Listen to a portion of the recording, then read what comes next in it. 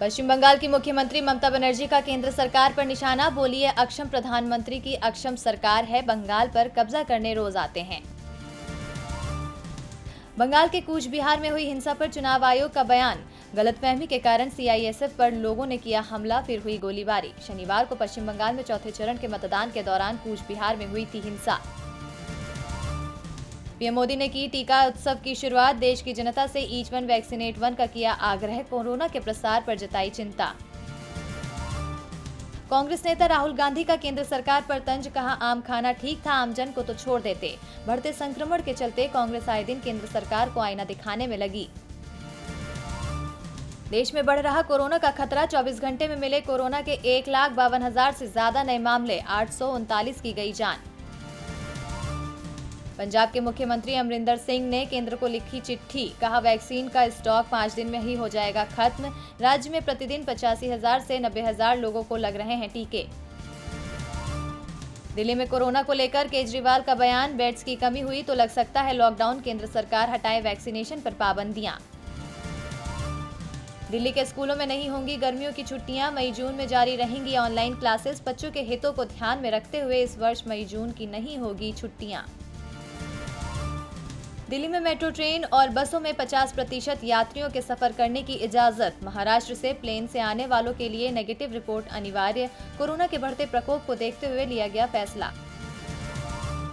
Antilia case में NIA ने लिया बड़ा एक्शन, मुंबई पुलिस के अफसर रियाज को किया गिरफ्तार। एंटीलिया केस की साजिश में थे सचिन वाजे की मददगार। ईरान के नातांज परमाणु संयंत्र के विद्युत वितरण ग्रिड में दुर्घटना, पहले हुआ था रहस्यमयी विस्फोट। ईरान परमाणु समझौते पर वियना में हो रही बैठक, बातचीत के माहौल सकारात्मक लेकिन प्रगति कम। फ्रांस, जर्मनी, ब्रिटेन, चीन और रूस ईरान के साथ इस समझौते के हैं पक्षकार। चीन ने फिलीपींस के जल क्षेत्र से नहीं हटाए अपने सैन्य जहाज, दक्षिण चीन सागर में फिलीपींस के पास मिलिशिया नौकाएं यानी सैन्य जहाज तैनात किए हुए हैं, जिसे लेकर अब अमेरिका ने भी चिंता जाहिर की। अंतरिक्ष क्षेत्र में यूएई ने हासिल किया एक और मुकाम, अरब देशों की पहली महिला अंतरिक्ष यात्री को स्पेस भेजेंगे। ब्राजील में फेमस क्राइस्ट द रिडीमर से भी ऊंचा जीसस का स्टैच्यू हो रहा है तैयार। ब्राजील के रियो ग्रांडो डू सुल राज्य के एनकांटाडो में हो रहा है स्टैच्यू तैयार।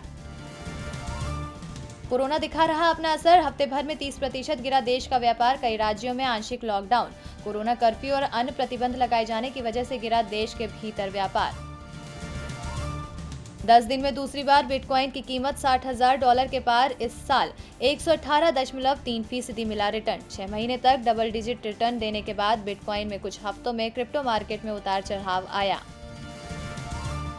पेटीएम, वीजा, मास्टर कार्ड और वीजा कार्ड से भी कर सकेंगे आरटीजीएस एनईएफटी पेमेंट, जल्द मिलेगी मंजूरी। अभी तक आरटीजीएस एनईएफटी बैंकों की ओर से ही प्रोसेस होते हैं।